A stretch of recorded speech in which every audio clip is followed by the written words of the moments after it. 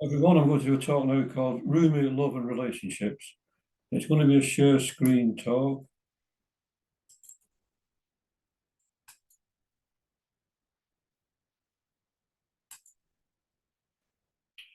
So, as most of you know, Rumi was a Sufi poet from Persia. And when Rumi met someone called Shams of Tabriz, they immediately felt a spiritual love for each other. They spoke heart to heart. In Sufism, this is known as sohbet, Sohbet, which is a soul communion. Then Shams suddenly disappeared. Some say he was murdered by Rumi's jealous followers, others that he felt it was time to move on. Perhaps he didn't want Rumi to become too attached to someone or something external to him. But he knew what the effect of his leaving would do. Perhaps he knew this. It would act as a catalyst to Rumi's awakening. It was the pain of separation that brought out the poetry in Rumi and even created the whirling dervish dance.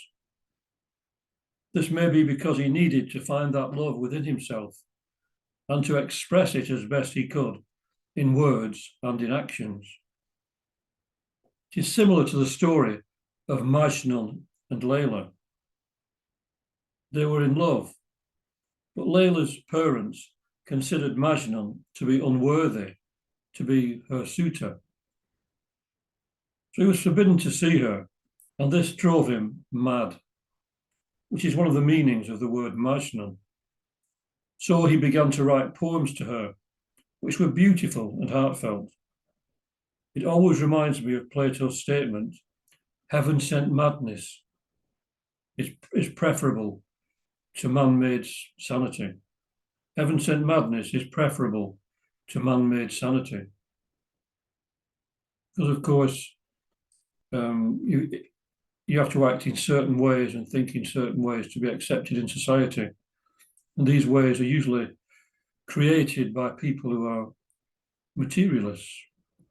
They know nothing about spirituality. So someone who acts under the guidance of the higher self will be regarded as being mad or insane. You have to act along certain well-worn grooves to be accepted, as most people know. So the story in many ways is similar to Romeo and Juliet. And I wonder whether Shakespeare was inspired by this story and similar stories in Sufism. So Layla eventually dies, and Majnun grieves on her grave and also passes away. But it is suggested that they are reunited in paradise. So it sort of has a happy ending.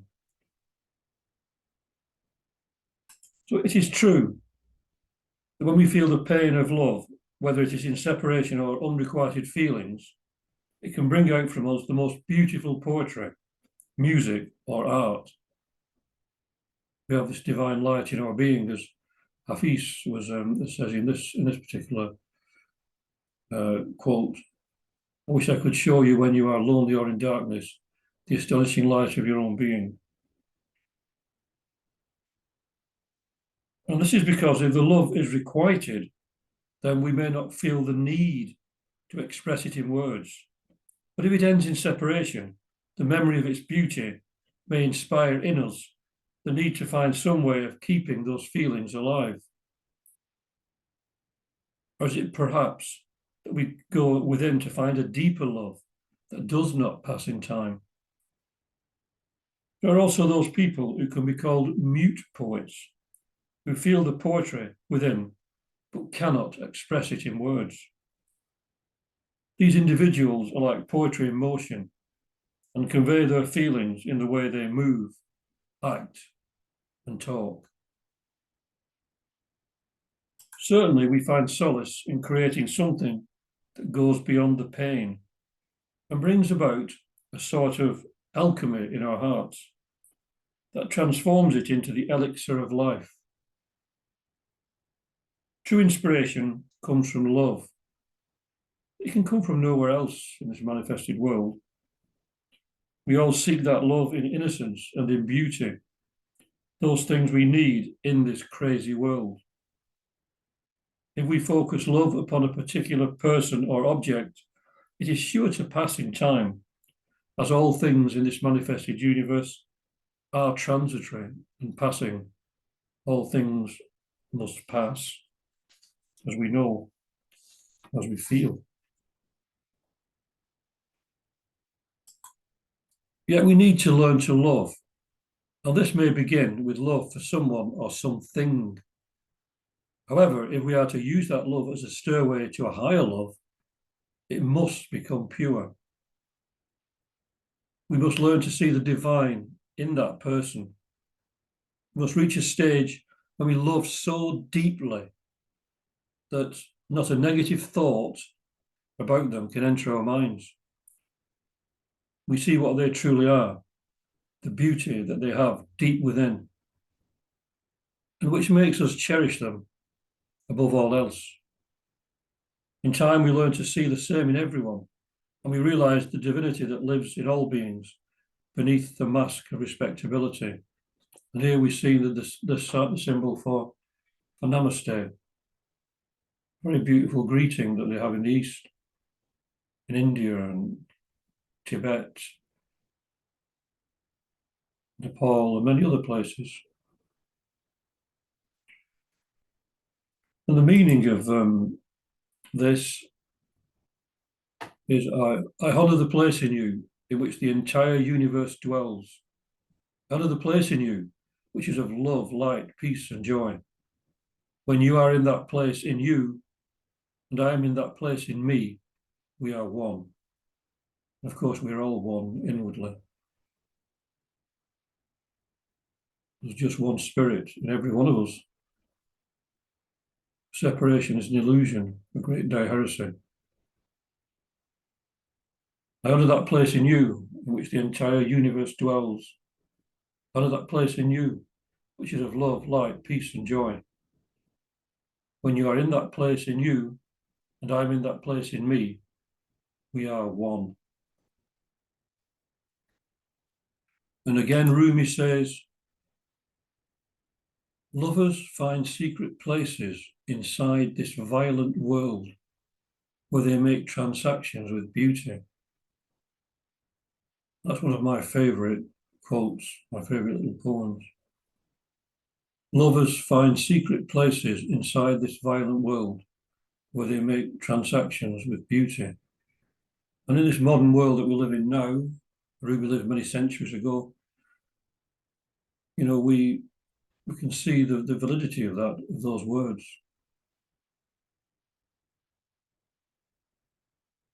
So if we learn to love the divinity in all beings, then there is no way we could even think of harming them in any way whatsoever. Love is indeed the most beautiful experience we can have in this transient world.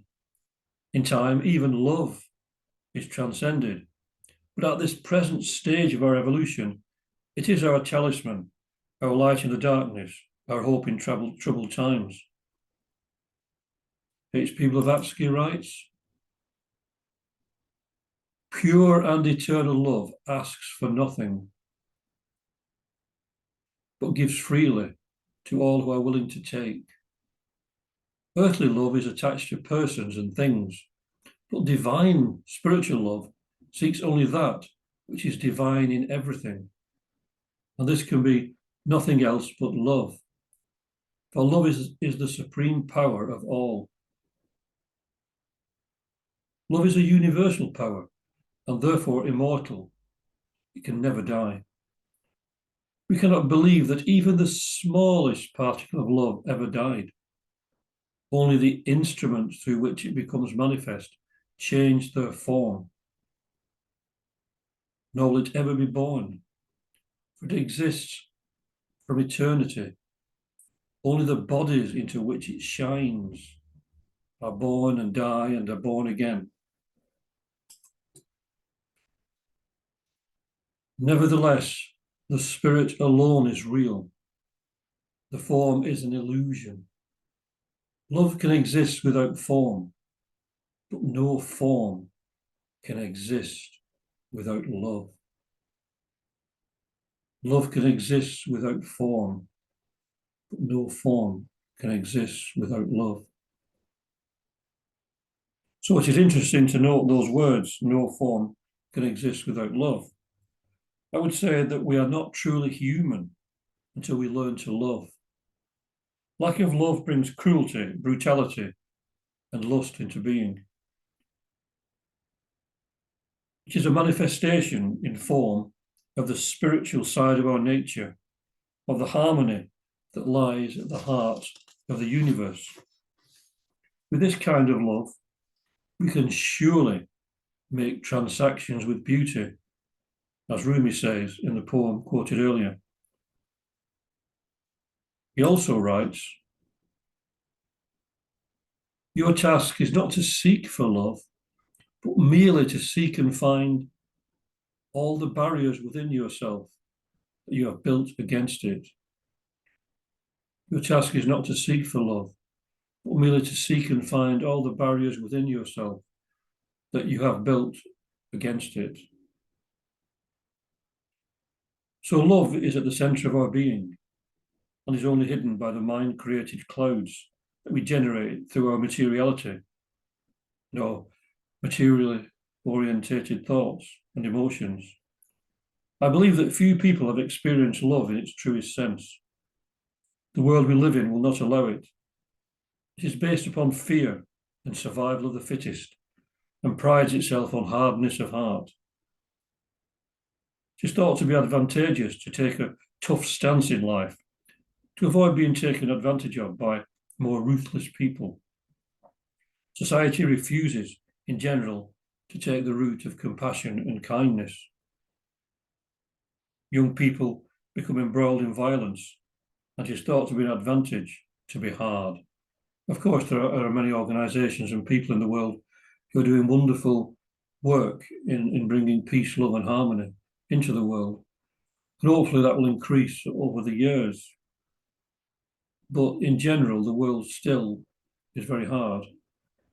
Think about all the wars we have, the war that we have at the moment with Russia and the Ukraine, etc. And what's going on in the Yemen, and all different places over the world, South America, everywhere. There's some in Hong Kong and China, there's Iran, there's all kinds of terrible things going on. Why? Why can't we just get on with each other and love each other and see each other as divine? As I said earlier, namaste. The divine in me greets the divine in you. Until we learn to see the divinity in others and see that beauty in other people, we'll continue to just look at ourselves as merely lumps of flesh,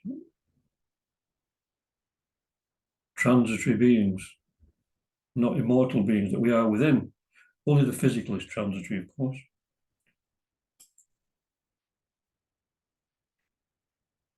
And Rumi also says, "A lifetime of love is of no account. Love is the water of life. Drink it down with heart and soul. A lifetime without love is of no account. Love is the water of life. Drink it down with heart and soul." So drink in love. It is the kind of driving force. It should be the driving force of all our actions and thoughts and deeds towards others. Yet pure love has never really been tested except by spiritually advanced beings. Sadly, others have not been able to accept this attitude, and tragedy often ensues for the messenger. We know that many people who've followed the path of love, if we believe the story of Jesus or Gandhi, many other people have been, Martin Luther King, JFK, they've all been assassinated by people who can't accept this teaching of love and peace. Very strange. However, these individuals have had a tremendous effect on the consciousness of humanity, insomuch as they have shown us what true spiritual love means, which is valuable for those who have chosen that path to follow. In Hinduism, we have the path of Bhakti Yoga, the path of love, and Sufism follows the path of love. Indeed, Christianity does if you follow the Sermon on the Mount and not the Old Testament. So these few who truly understand are like beacon lights in the darkness of the age. Beacon lights in the darkness of the age. And we should all try to keep our light shining, even though we think we're not doing much, even a little bit. The Buddha said, even drop by drop, a bucket is filled.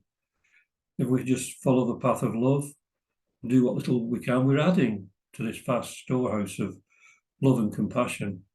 So we're doing our little bit. Whatever we do, just our simple little acts of love and kindness are all of vast importance in this world. But overall, it's a massive thing. It's a big thing. So to end with Rumi again,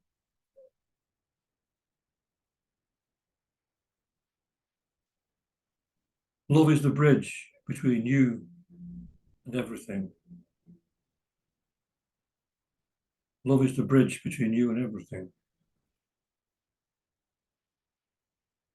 Well worth meditating upon.